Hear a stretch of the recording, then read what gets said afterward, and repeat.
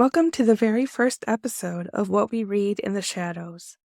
I'm your host, Lydia, and on this podcast, I will read stories which are currently in the public domain. My favorite genres are gothic and horror, so many stories, at least in the beginning, will be of that type. Later on, I'll expand to other genres and full-length novels, where I'll then release a chapter or two a week. At the start of each episode, I'll give a brief biography of the author and then move on to the story itself. With that being said, our first tale will be The Room in the Tower by E.F. Benson, published in 1912. Edward Frederick Benson was born on July 24, 1867, at Wellington College in Berkshire, England, and was the fifth child of Edward White Benson, headmaster of the college, and Mary Sidgwick. Benson attended Marlborough College, and it was there that he wrote his earliest works. During his lifetime, he wrote profusely, often writing satire and romantic and supernatural melodrama. He also was well known as a writer of ghost stories, both atmospheric and humorous. I did find this appropriate and fitting quote by E.F. Benson that I would like to read here. He wrote, "These stories have been written in the hopes of giving some pleasant qualms to the reader, so that, if by chance anyone may be occupying in their perusal a leisure half-hour before he goes to bed, when the night and house are still, he may perhaps cast an occasional glance into the corners and dark places of the room where he sits, to make sure that nothing unusual lurks in the shadow. For this is the avowed object of ghost stories, and such tales as deal with the dim, unseen forces which occasionally and perturbingly make themselves manifest. The author, therefore, fervently wishes his readers a few uncomfortable moments." E.F. Benson died in London on February 29, 1940, at the age of 72 due to throat cancer. As a warning, this story contains mentions of suicide. Please sit back and relax while I read The Room in the Tower by E.F. Benson. It is probable that everybody who is at all a constant dreamer has had at least one experience of an event or a sequence of circumstances which have come to his mind in sleep, being subsequently realized in the material world. But, in my opinion, so far from this being a strange thing, it would be far more odd if this fulfillment did not occasionally happen, since our dreams are, as a rule, concerned with people whom we know and places with which we are familiar, such as might very naturally occur in the awake and daylit world. True, these dreams are often broken into by some absurd and fantastic incident, which puts them out of court in regard to their subsequent fulfillment. But on the mere calculation of chances, it does not appear in the least unlikely that a dream imagined by anyone who dreams constantly should occasionally come true. Not long ago, for instance, I experienced such a fulfillment of a dream which seems to me in no way remarkable and to have no kind of psychical significance.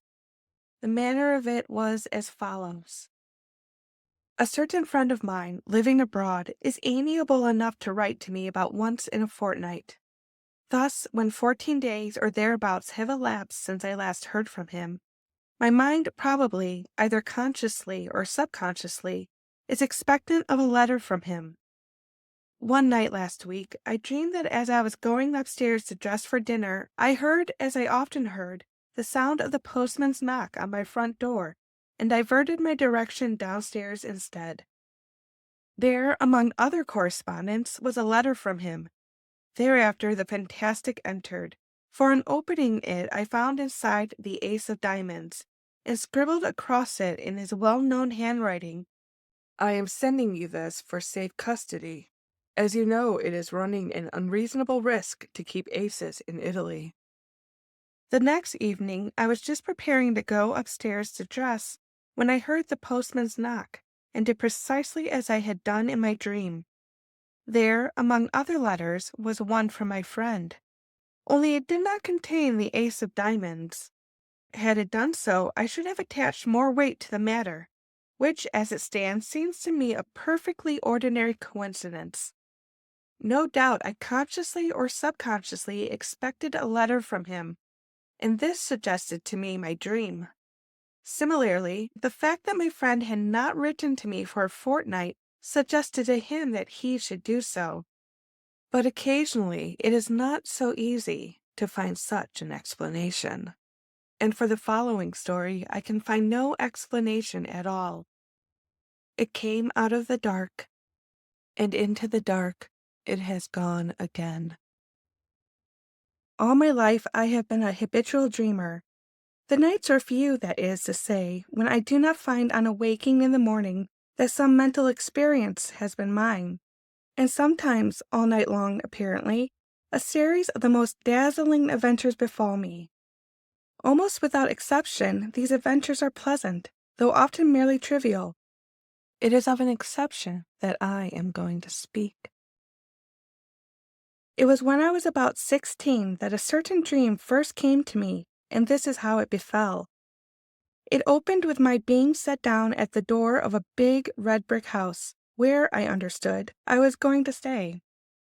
The servant who opened the door told me that tea was being served in the garden, and led me through a low, dark-paneled hall, with a large open fireplace, onto a cheerful green lawn set round with flower beds. There were grouped about the tea table a small party of people, but they were all strangers to me, except one, who was a schoolfellow called Jack Stone, clearly the son of the house, and he introduced me to his mother and father and a couple of sisters. I was, I remember, somewhat astonished to find myself here, for the boy in question was scarcely known to me, and I rather disliked what I knew of him. Moreover, he had left school nearly a year before. The afternoon was very hot, and an intolerable oppression reigned. On the far side of the lawn ran a red brick wall with an iron gate in its center, outside which stood a walnut tree.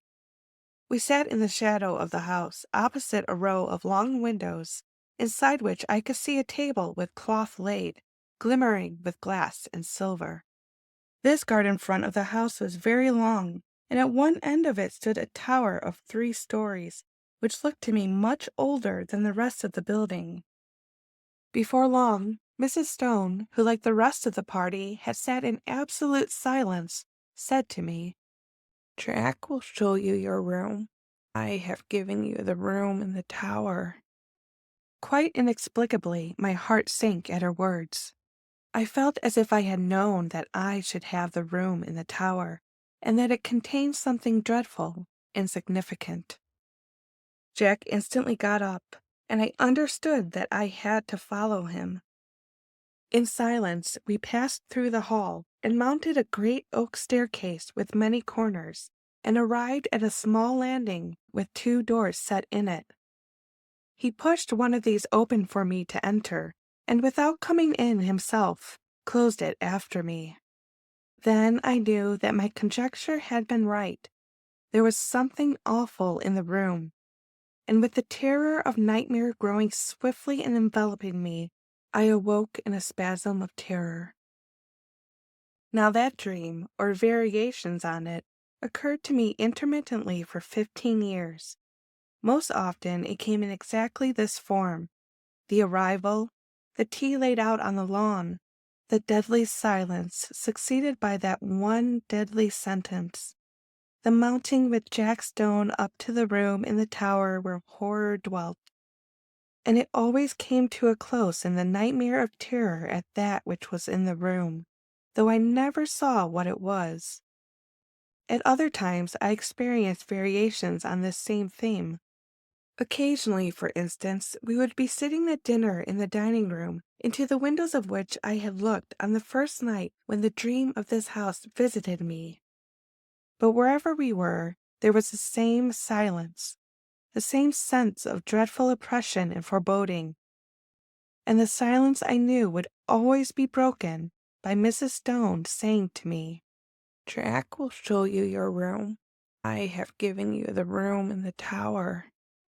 Upon which, this was invariable, I had to follow him up the oak staircase with many corners, and enter the place that I dreaded more and more each time that I visited it in sleep. Or, again, I would find myself playing cards, still in silence, in a drawing room lit with immense chandeliers that gave a blinding illumination. What the game was, I have no idea.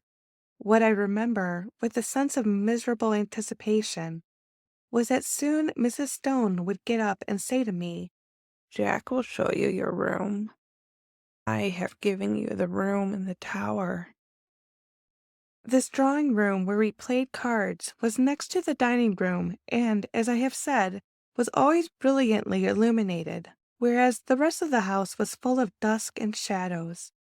And yet, how often, in spite of these bouquets of lights, have I not pored over the cards that were dealt me, scarcely able for some reason to see them? Their designs, too, were strange. There were no red suits, but all were black, and among them there were certain cards which were black all over. I hated and dreaded those. As this dream continued to recur, I got to know the greater part of the house. There was a smoking room beyond the drawing room, at the end of a passage with a green baize door. It was always very dark there, and as often as I went there I passed somebody whom I could not see in the doorway coming out. Curious developments, too, took place in the characters that peopled the dream, as might happen to living persons. Mrs. Stone, for instance, who when I first saw her had been black-haired, became gray, and instead of rising briskly as she had done at first, when she said, "Jack will show you your room. I have given you the room in the tower," got up very feebly, as if the strength was leaving her limbs. Jack also grew up and became a rather ill-looking young man with a brown mustache, while one of the sisters ceased to appear, and I understood she was married. Then it so happened that I was not visited by this dream for 6 months or more, and I began to hope, in such inexplicable dread did I hold it, that it had passed away for good. But one night after this interval, I again found myself being shown out onto the lawn for tea, and Mrs. Stone was not there, while the others were all dressed in black. At once I guessed the reason, and my heart leaped at the thought that perhaps this time I should not have to sleep in the room in the tower. And though we usually all sat in silence, on this occasion the sense of relief made me talk and laugh as I had never yet done. But even then matters were not altogether comfortable, for no one else spoke, but they all looked secretly at each other. And soon the foolish stream of my talk ran dry, and gradually an apprehension worse than anything I had previously known gained on me as the light slowly faded. Suddenly, a voice which I knew well broke the stillness, the voice of Mrs. Stone saying, "Jack will show you your room. I have given you the room in the tower." It seemed to come from near the gate in the red brick wall that bounded the lawn, and looking up I saw that the grass outside was sown thick with gravestones. A curious grayish light shone from them, and I could read the lettering on the grave nearest me, and it was, "In evil memory of Julia Stone." And as usual Jack got up, and again I followed him through the hall and up the staircase with many corners. On this occasion it was darker than usual, and when I passed into the room in the tower I could only just see the furniture, the position of which was already familiar to me. Also, there was a dreadful odor of decay in the room, and I woke screaming. This dream, with such variations and developments as I have mentioned, went on at intervals for 15 years. Sometimes I would dream it 2 or 3 nights in succession. Once, as I have said, there was an intermission of 6 months. But taking a reasonable average, I should say that I dreamed it quite as often as once in a month. It had, as is plain, something of nightmare about it, since it always ended in the same appalling terror, which so far from getting less, seemed to me to gather fresh fear every time that I experienced it. There was, too, a strange and dreadful consistency about it. The characters in it, as I have mentioned, got regularly older. Death and marriage visited the silent family, and I never in the dream, after Mrs. Stone had died, set eyes on her again. But it was always her voice that told me that the room in the tower was prepared for me, and whether we had tea out on the lawn or the scene was laid in one of the rooms overlooking it, I could always see her gravestone standing just outside the iron gate. It was the same, too, with the married daughter.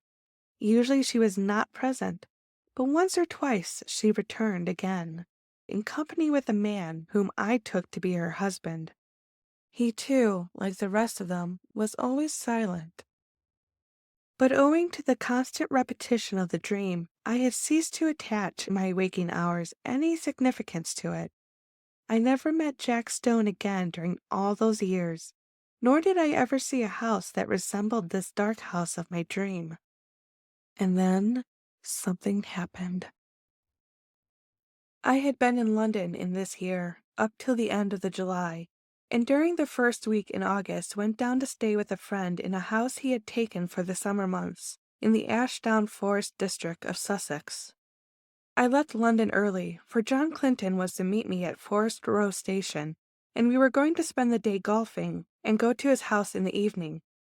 He had his motor with him, and we set off about 5 of the afternoon, after a thoroughly delightful day, for the drive, the distance being some 10 miles. As it was still so early, we did not have tea at the clubhouse, but waited till we should get home. As we drove, the weather, which up till then had been, though hot, deliciously fresh, seemed to me to alter in quality, and become very stagnant and oppressive, and I felt that indefinable sense of ominous apprehension that I am accustomed to before thunder. John, however, did not share my views, attributing my loss of lightness to the fact that I had lost both my matches.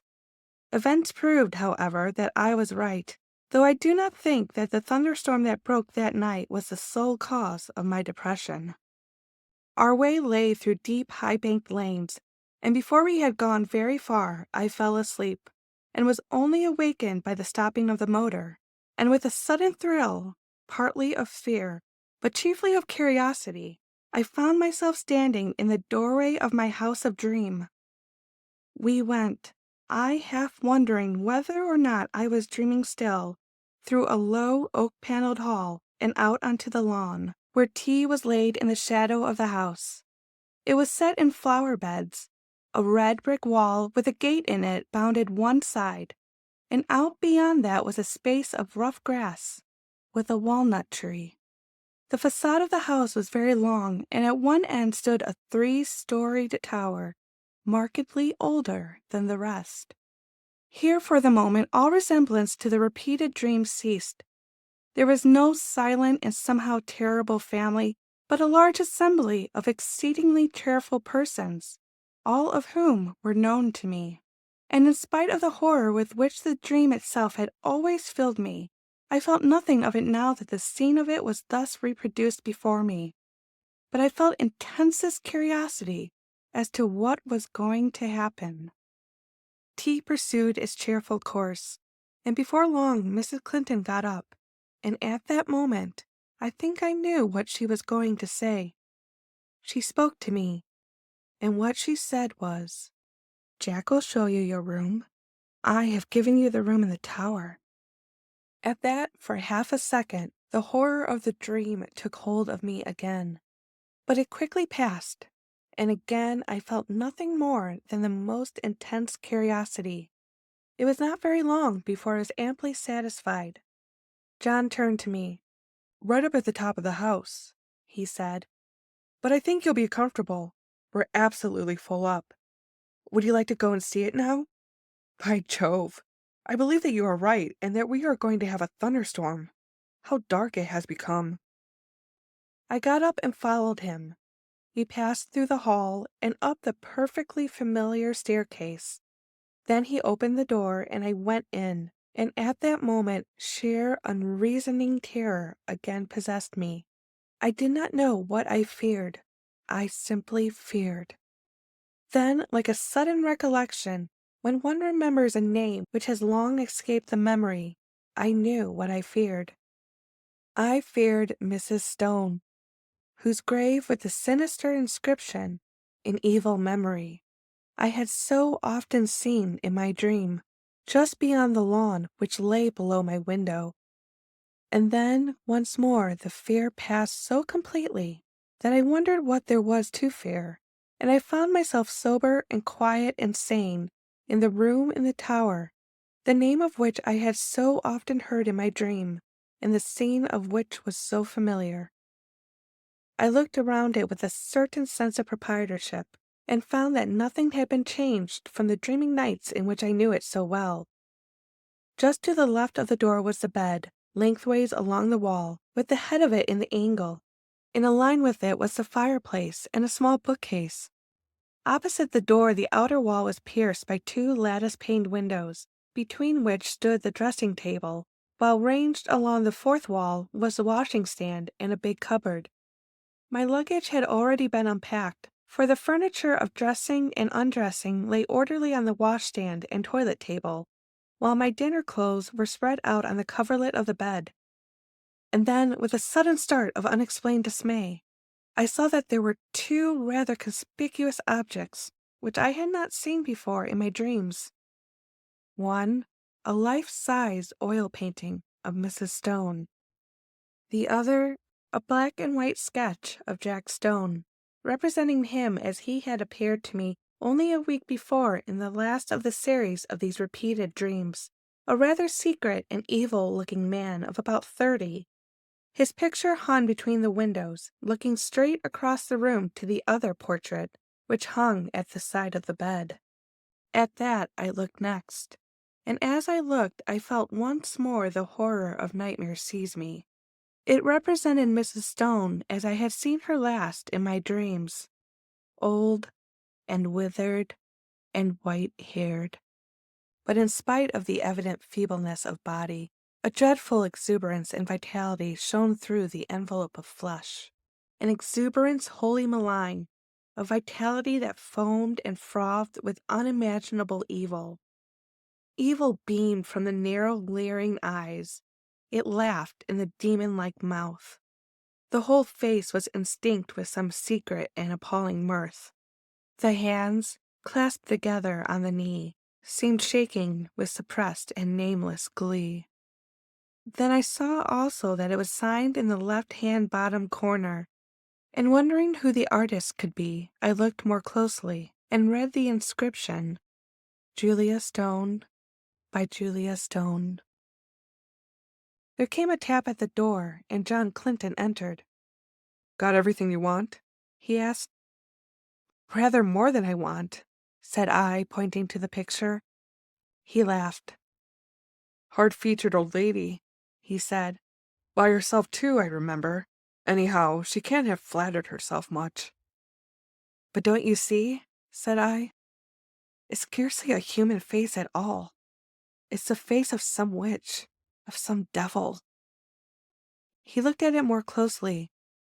"Yes, it isn't very pleasant," he said. "Scarcely a bedside manner, eh? Yes, I can imagine getting the nightmare if I went to sleep with that close by my bed. I'll have it taken down if you like." "I really wish you would," I said. He rang the bell, and with the help of a servant we detached the picture and carried it out onto the landing and put it with its face to the wall. "By Jove, the old lady's weight," said John, mopping his forehead. "I wonder if she had something on her mind." The extraordinary weight of the picture had struck me too. I was about to reply when I caught sight of my own hand. There was blood on it, in considerable quantities, covering the whole palm. "I've cut myself somehow," said I. John gave a little startled exclamation. "Why, I have too," he said. Simultaneously the footman took out his handkerchief and wiped his hand with it. I saw that there was blood also on his handkerchief. John and I went back into the tower room and washed the blood off, but neither on his hand nor on mine was there the slightest trace of a scratch or cut. It seemed to me that, having ascertained this, we both, by a sort of tacit consent, did not allude to it again. Something, in my case, had dimly occurred to me that I did not wish to think about. It was but a conjecture, but I fancied that I knew the same thing had occurred to him. The heat and oppression of the air, for the storm we had expected was still undischarged, increased very much after dinner, and for some time most of the party, among whom were John Clinton and myself, sat outside on the path bounding the lawn, where we had had tea. The night was absolutely dark, and no twinkle of star or moon ray could penetrate the pall of cloud that overset the sky. By degrees our assembly thinned. The women went up to bed, men dispersed to the smoking or billiard room, and by 11 o'clock my host and I were the only two left. All the evening I thought that he had something on his mind, and as soon as we were alone he spoke. The man who helped us with the picture had blood on his hand, too. Did you notice? He said. I asked him just now if he had cut himself, and he said he supposed he had, but that he could find no mark of it. Now where did that blood come from? By dint of telling myself that I was not going to think about it, I had succeeded in not doing so, and I did not want, especially just at bedtime, to be reminded of it. I don't know, said I, and I don't really care so long as the picture of Mrs. Stone is not by my bed. He got up. But it's odd, he said. Now you'll see another odd thing. A dog of his, an Irish terrier by breed, had come out of the house as we talked. The door behind us into the hall was open, and a bright oblong of light shone across the lawn to the iron gate which led onto the rough grass outside where the walnut tree stood. I saw that the dog had all his hackles up, bristling with rage and fright. His lips were curled back from his teeth as if he was ready to spring at something, and he was growling to himself. He took not the slightest notice of his master or me, but stiffly and tensely walked across the grass to the iron gate. There he stood for a moment, looking through the bars and still growling. Then of a sudden his courage seemed to desert him. He gave one long howl and scuttled back to the house with a curious crouching sort of movement. He does it half a dozen times a day, said John. He sees something which he both hates and fears. I walked to the gate and looked over it. Something was moving on the grass outside, and soon a sound which I could not instantly identify came to my ears. Then I remembered what it was. It was the purring of a cat.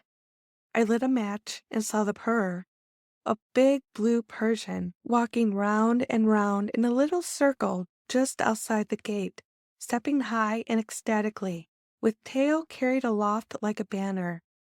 Its eyes were bright and shining, and every now and then it put its head down and sniffed at the grass. I laughed. The end of that mystery, I am afraid, I said. Here's a large cat having Walpurgis night all alone. Yes, that's Darius, said John. He spends half the day and all night there. But that's not the end of the dog mystery, for Toby and he are the best of friends, but the beginning of the cat mystery. What's the cat doing there? And why is Darius pleased while Toby is terror-stricken? At that moment, I remembered the rather horrible detail of my dreams, when I saw through the gate, just where the cat was now, the white tombstone with the sinister inscription. But before I could answer, the rain began, as suddenly and heavily as if a tap had been turned on, and simultaneously the big cat squeezed through the bars of the gate and came leaping across the lawn to the house for shelter. Then it sat in the doorway, looking out eagerly into the dark. It spat and struck at John with its paw as he pushed it in order to close the door. Somehow, with the portrait of Julia Stone in the passage outside, the room in the tower had absolutely no alarm for me, and as I went to bed, feeling very sleepy and heavy, I had nothing more than interest for the curious incident about our bleeding hands and the conduct of the cat and dog. The last thing I looked at before I put out my light was the square empty space by my bed where the portrait had been. Here, the paper was of its original full tint of dark red. Over the rest of the walls it had faded. Then I blew out my candle and instantly fell asleep. My awaking was equally instantaneous. and I sat bolt upright in bed under the impression that some bright light had been flashed in my face. Though it was now absolutely pitch dark, I knew exactly where I was, in the room which I had dreaded in dreams, but no horror that I ever felt when asleep approached the fear that now invaded and froze my brain. Immediately after, a peal of thunder crackled just above the house, but the probability that it was only a flash of lightning which awoke me gave no reassurance to my galloping heart. Something I knew was in the room with me, and instinctively I put out my right hand, which was nearest the wall, to keep it away, and my hand touched the edge of a picture frame hanging close to me. I sprang out of bed, upsetting the small table that stood by it, and I heard my watch, candle, and matches clatter onto the floor. But for the moment there was no need of light, for a blinding flash leaped out of the clouds and showed me that by my bed again hung the picture of Mrs. Stone. And instantly the room went into blackness again. But in that flash I saw another thing also, namely, a figure that leaned over the end of my bed, watching me. It was dressed in some close-clinging white garment, spotted and stained with mold, and the face was that of the portrait. Overhead the thunder cracked and roared, and when it ceased and the deathly stillness succeeded, I heard the rustle of movement coming nearer me, and, more horrible yet, perceived an odor of corruption and decay. And then a hand was laid on the side of my neck, and close beside my ear I heard quick taken eager breathing. Yet I knew that this thing, though it could be perceived by touch, by smell, by eye, and by ear, was still not of this earth, but something that had passed out of the body and had power to make itself manifest. Then a voice, already familiar to me, spoke. "I knew you would come to the room in the tower," it said. "I have been long waiting for you. At last you have come. Tonight I shall feast. Before long we will feast together." And the quick breathing came closer to me. I could feel it on my neck. At that the terror which I think had paralyzed me for the moment gave way to the wild instinct of self-preservation. I hit wildly with both arms, kicking out at the same moment, and heard a little animal squeal, and something soft dropped with a thud beside me.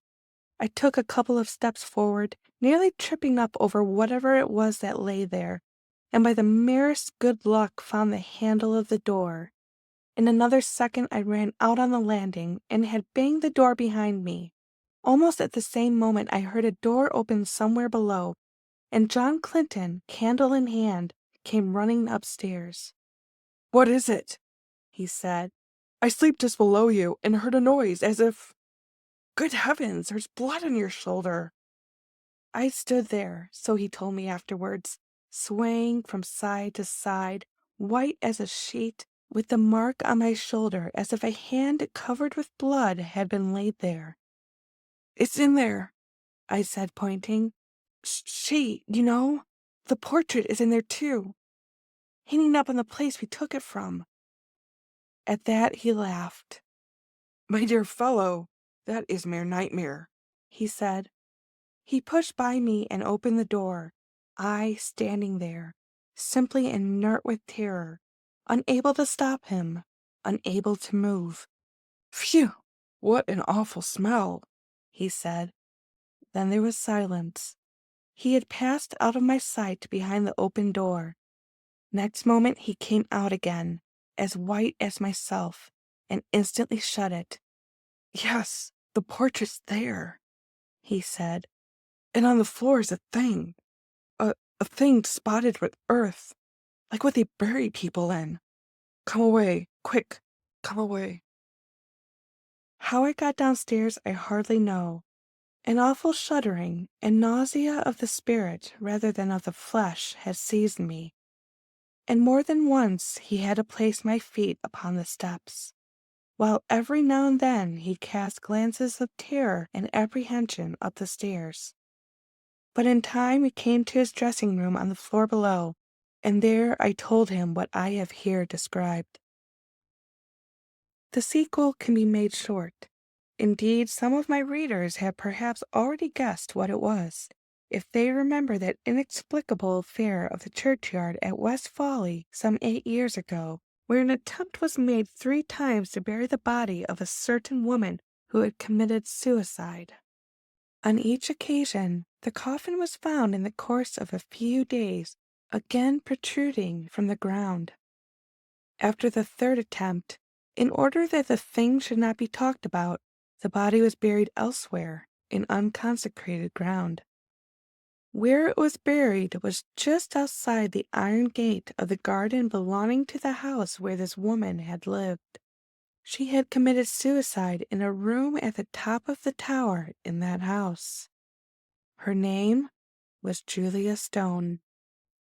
Subsequently, the body was again secretly dug up, and the coffin was found to be full of blood. Thank you so much for joining me today. I truly hope you enjoyed The Room in the Tower and join me again next week for episode 2.